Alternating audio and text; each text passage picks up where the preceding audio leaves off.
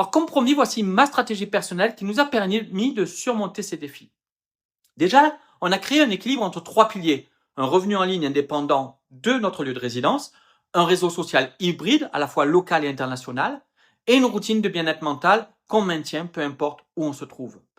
Bien sûr, tu peux tout à fait devenir salarié dans ton pays d'expatriation, mais personnellement, je ne pourrais pas envisager de déplacer ma dépendance d'un pays à l'autre. C'est juste changer de cage. L'idéal, c'est de se créer une activité en ligne. Comme ça, tu n'es pas pris à la gorge. Tu peux changer de pays, en découvrir un autre si le premier ne te plaît pas. Tes revenus ne dépendent pas du lieu, et ça, c'est la vraie indépendance financière. C'est la base de la liberté géographique.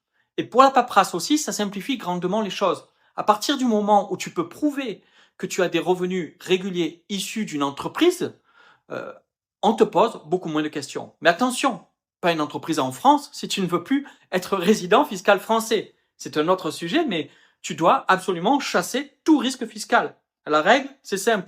Si tu passes plus de 183 jours par an dans un pays, ou si tu as ton foyer fiscal, ton centre d'intérêt économique ou familial en France, tu es considéré comme résident fiscal français.